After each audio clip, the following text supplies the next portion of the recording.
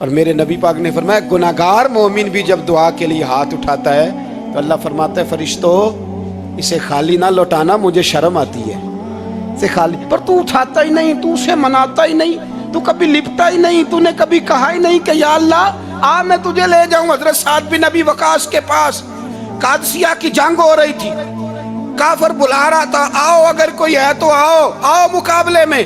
حضرت سعد بن ابی وقاص نے گھوڑے دوڑا دیے، دشت تو دشت ہیں صحرا بھی نہ چھوڑے ہم نے، بحر ظلمات میں دوڑا دیے گھوڑے ہم نے۔ حضرت سعد بن ابی وقاص نے گھوڑے دوڑائے، آگے دریا آ گیا، کوئی پل نہیں کوئی شے نہیں، اسلام کی عزت کا سوال ہے۔ حضرت سعد بن ابی وقاص نے ہاتھ اٹھائے اور کہا اے اللہ اگر تو موسیٰ کی نافرمان قوم کو رستہ دے سکتا ہے تو ہمارے دلوں کو جانتا ہے، ہم تو اپنے رسول کے فرما بردار غلام ہیں۔ آنا مہربانی کر کی اگر تو نے دل مسلم کی دل جوئی نہیں تو ہمیں تانا دیں گے بت کے مسلم کا خدا کوئی نہیں۔ کہا اے اللہ مہربانی فرما اگر تو حضرت وَإِذْ فَرَقْنَا بِكُمُ الْبَحْرَ فَأَنْجَيْنَاكُمْ وَأَغْرَقْنَا آلَ فِرْعَوْنَ، اگر تو حضرت موسیٰ کی قوم کے لیے دریا پھاڑ سکتا ہے تو ہم تو نبی پاک کے غلام ہیں۔ صحابہ کہتے ہیں جناب سعد نے دعا مانگی تو دریا نے رستہ عطا فرما دیا۔ یار تو دعا بھی نہیں مانگتا؟ حضور نے فرمایا دعا صلاح المومن، دعا مومن کا ہتھیار ہے، تو نے یہ بھی چھوڑ دیا ہے۔ اب تو باتیں کر کے تبصرے کر کے ٹی وی دیکھ کے اپنی رائے قائم کر کے کمنٹس کر کے سو جاتا ہے، یہ بھی سوتا خشک ہو گیا، تو دعا تک نہیں مانگتا۔ فرماتے ہیں دعا مانگی تو دریا نے رستہ دیا، اور جب اس کنارے نکلے تو حضرت سعد کہنے لگے کسی کی کوئی شے تو نہیں رہ گئی دریا میں، کوئی چیز تو نہیں رہ گئی۔ ایک صحابی کہنے لگے پیالہ رہ گیا ہے، تو حضرت سعد فرمانے لگے او دریا ہمارا پیالہ واپس نہیں کر دیتا؟ تو کہتے ہیں کہ لہر آئی تو پیالہ بھی باہر پھینک گئی۔ او بھائی ہم اسی رسول کا کلمہ پڑھتے ہیں جن کا حضرت سعد بن ابی وقاص نے کلمہ پڑھا تھا، اور کسی جگہ میرے نبی پاک نے نہیں فرمایا اللہ صحابی کی سنے گا بعد میں آنے والوں کی نہیں سنے گا، کسی جگہ نہیں کہا۔ پر تو کشکولے دعا بھی نہیں اٹھاتا، مصیبت میں بھی اب یاد خدا ہم کو نہیں آتی، دعا منہ سے نہ نکلی جیبوں سے عرضیاں نکلی، تو یہ کام بھی نہیں کرتا۔ میرا دل کرتا تھا چلو اور کچھ نہ ہو مسجدوں میں اجتماعی دعا ہی ہو جائے، پر اس طرف بھی توجہ نہیں، وہاں بھی کہتے ہیں مولوی صاحب جلدی کرو گھر جانا ہے، اتنی لمبی دعا، اور کمنٹس کر رہے ہیں لوگ کہتے ہیں آپ اپنے گھر کی سوچیں۔ میرے بھائی دعا، صلاح الدین ایوبی فلسطین کی جنگ لڑ رہے تھے، خبر آئی کہ عیسائیوں کا ایک بحری بیڑا بحری جہاز اسلحہ لے کے آ رہا ہے، نیزے ہیں تلواریں ہیں تیر ہیں۔ صلاح الدین ایک بزرگ تھے، ان سے ملے تو کہنے لگے بابا جی آپ بھی دعا کرو۔ میں بھی دعا کرتا ہوں، مسلمانوں کے پاس پہلے اسلحہ نہیں، عیسائیوں نے اور منگا لیا ہے، کہیں ایسا نہ ہو مسلمانوں کے خلاف اتنا اسلحہ استعمال ہو۔ یہ بات کہی، بابا جی کو دعا کا کہا، خود مسجد اقصیٰ میں ساری رات روتے رہے۔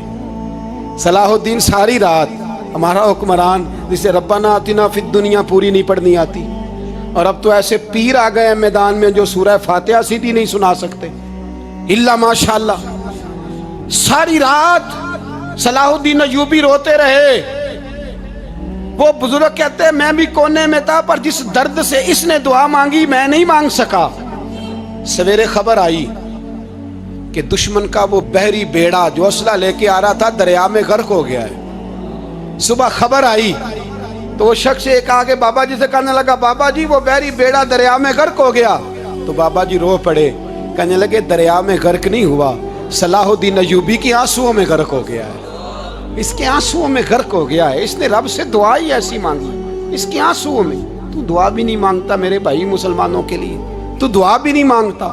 امام حسین میدان کربلا میں تھے، ایک راوی کہتا ہے 3 دن پانی بند رہا ہے، روٹی بند رہی ہے، پر قرآن پاک کی تلاوت 1 منٹ کے لیے بھی بند نہیں ہوئی، دعا اور التجا 1 منٹ کے لیے بھی بند۔ حسین کے خیمے سے یہ آواز بار بار آتی رہی یا اللہ استقامت بھی دے اور صبر بھی عطا فرما۔ دعا کا رستہ بند، تلاوت بند نہیں ہوئی، اللہ کی بارگاہ میں سجدے بند نہیں ہوئے، تو چھوڑ گیا، تو دعا تک نہیں مانگتا۔ دعا تو انقلاب برپا کر دیتی ہے، دعا تو حالات بدل دیتی ہے۔ دعا تو تبدیلی لے آتی ہے. کوئی بیٹھا ہوا مجھے دور دعا دیتا ہے, بس دعا دیتا, فقط دعا دیتا ہے. کوئی بیٹھا ہوا مجھے دور دعا دیتا ہے. میں ڈوبتا ہوں پر سمندر اچھال دیتا ہے. او بھائی تو دعا بھی چھوڑ گیا. پہلی بات آپ کی خدمت میں یہ ہے کہ جاگیں, مسلمان بنیں. دوسرا کچھ نہیں کر سکتے تو دعا تو کر سکتے ہیں نا, دعا کا رستہ اپنائیں. اور پھر میرے نبی پاک علیہ السلام نے 2 باتیں فرمائی, کان کھول کے سن لینا. 2 باتیں حضور نے فرمایا ایک وقت آئے گا کہ میری امت کے خلاف کافر ایک دوسرے کو آوازیں دیں گے, آؤ مسلمانوں کو ماریں, آؤ مسلمانوں. تو صحابہ نے کہا یا رسول اللہ کیوں, ہم تھوڑے ہو جائیں گے؟ فرمایا نہیں, تم بہت زیادہ ہوں گے. 56 اسلامی ملک ہیں دنیا میں, کتنے بول کے بتانا ہے. اتنا سا برما ہے,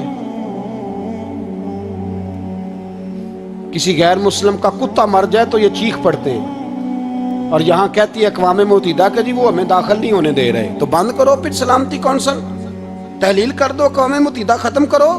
اگر تمہاری کو سنتا نہیں تو بنائی کیا ہے؟ صرف مسلمانوں کو پریشرائز کرنے کے لیے. اور ہمارے مسلمان بھیک مانگتے پھرتے ہیں, کہتا ہے کہا ہے ہم نے اقوام متحدہ سے. اب تم اپنے لیے کافر سے بھیک مانگو گے, کافر سے بھیک مانگو گے؟ میرے عزیز نبی پاک علیہ الصلوۃ والسلام نے فرمایا کافر ایک دوسرے کو بلائیں گے مسلمانوں کو مارے. یا رسول اللہ ہم تھوڑے ہوں گے. فرمایا بہت زیادہ ہوں گے. تو حضور کیا ہوگا؟ فرمایا تمہیں وہن ہو جائے گا. یا رسول اللہ وہ کیا ہے؟ فرمایا دنیا سے پیار ہو جائے گا, مرنے کو دل نہیں کرے گا.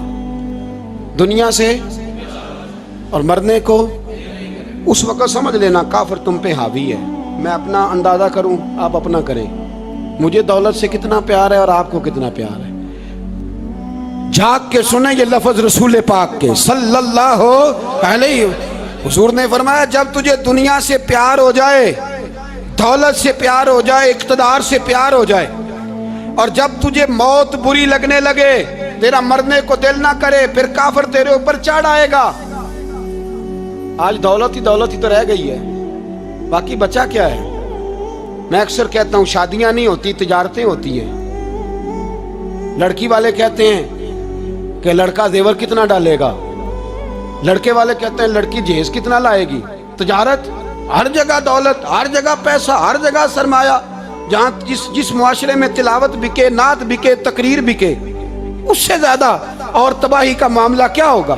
میرے عزیز میرے رسول پاک علیہ الصلوۃ والسلام کے صحابہ کے قریب دنیا داری آ سکی نہیں آئی. حضرت ابو بکر صدیق نے پانی مانگا تو لوگوں نے دودھ دیا, فرمایا پیچھے کرو. ابو بکر نے نعمتیں چھوڑ دیے. اب ابو بکر وہ والا کام کرتا ہے جو رسول پاک نے کیا ہے. فرمایا نہ دودھ شاید پیش نہ کرو, جو مانگتا ہوں بس وہ دو.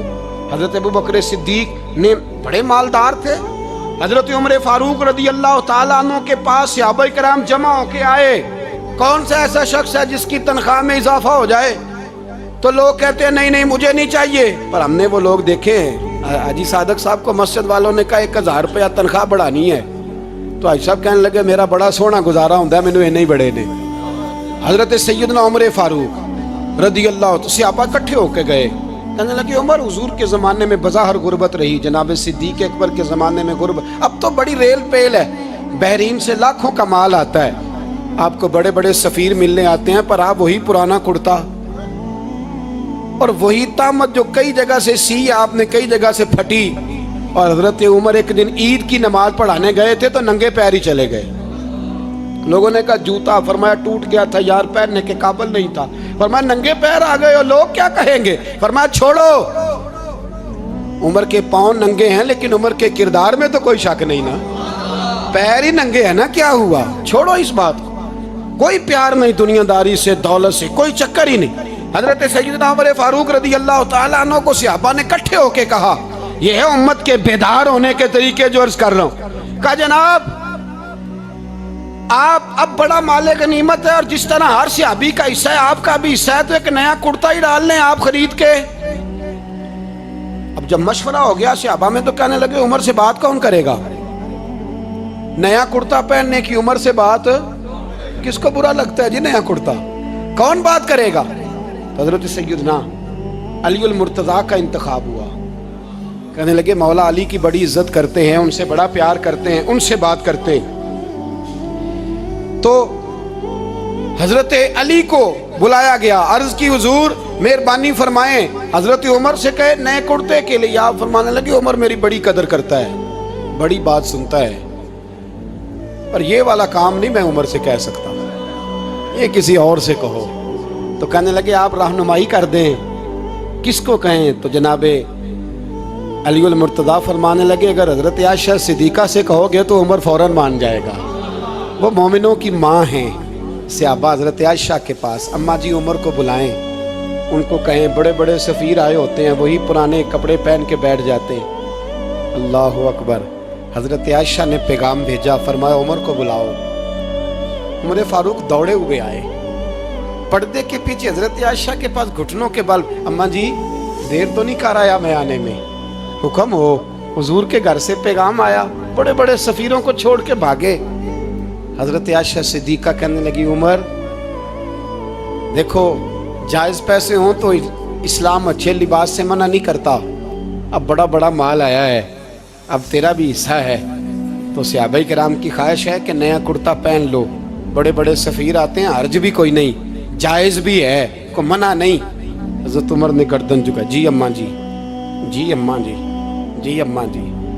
حضرت عائشہ کہتی ہیں بات ختم ہوئی، عمر نے گردن اٹھائی تو عمر کی داڑھی آنسوؤں سے بھری ہوئی، کہتی ہیں مجھے کہنے لگے اماں جی میں تو صرف مسجد میں دیکھا کرتا تھا، آپ تو مصطفیٰ کو دن رات دیکھتی تھیں، جس طرح کے کرتے آمنہ کے لال نے پہنے ہیں مجھے بھی پہنا دو، میں تیار ہوں، میں پہن لوں گا، میں تیار ہوں، پر جس طرح کے میرے نبی نے پہنے۔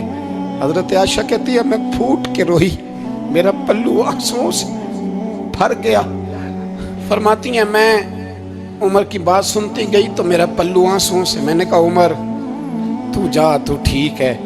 فرماتی ہے عمر فاروق سلام کر کے اٹھے، امیر المومنین چلے گئے، اس کونے میں صحابہ چھپے ہوئے تھے، وہ آئے، کہا اماں جی کیا بات ہوئی؟ تو میں پھر رو پڑی۔ میں نے کہا کیا بتاؤں، تمہیں پرانے کرتے نظر آتے ہیں، اسے محمد عربی کے جلوے نظر آتے ہیں، اسے رسول اللہ کا رنگ نظر آتا ہے، اسے وہ غلامی نظر آتی ہے۔ عمر کو دنیا سے پیار، اور دنیا سے پیار نہیں تھا، دعا پتہ کیا تھی؟ یوں جھولی اٹھا کے اللہ مرزقنا شہادتن فی سبیلک وجعل موت فی بلد حبیبک، اللہ عمر کو بسترے والی موت نہ دینا، موت شہادت کی دینا، پر میں میدان میں جا کے نہیں مرنا چاہتا، مجھے رسول اللہ کے شہر میں موت چاہیے، باہر جا کے نہیں، یہی میدان لگے مدینے میں، یہی موت آئے، اسباب بنا، میں مدینہ بھی نہیں چھوڑنا چاہتا۔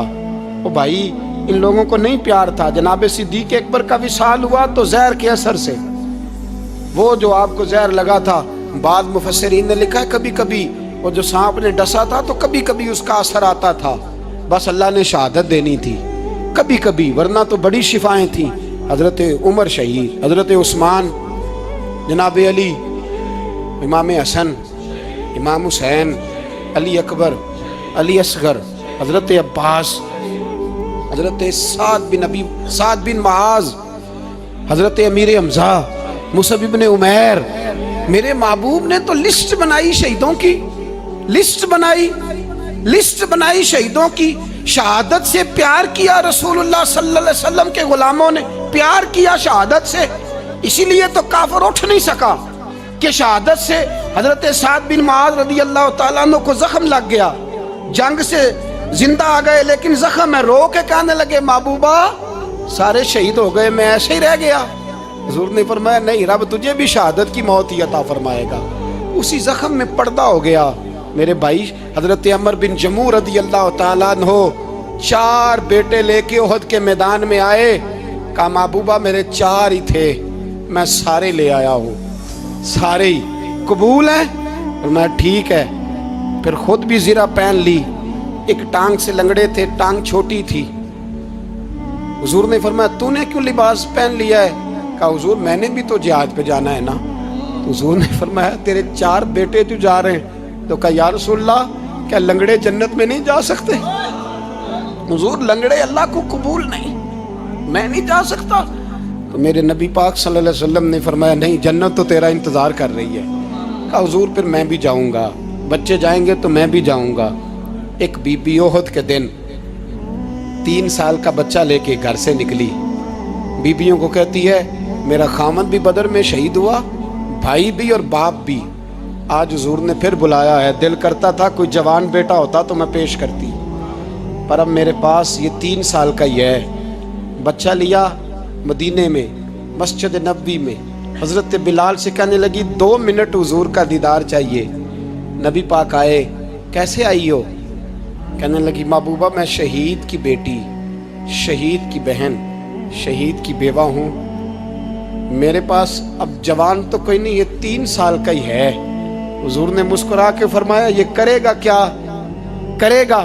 کہنے لگی حضور سنا ہے اسلحہ تھوڑا ہے، ڈھال کی ضرورت ہے، لوہے کی ڈھال ہوتی تھی، جب تلوار آتی تھی تو آگے کی جاتی تھی۔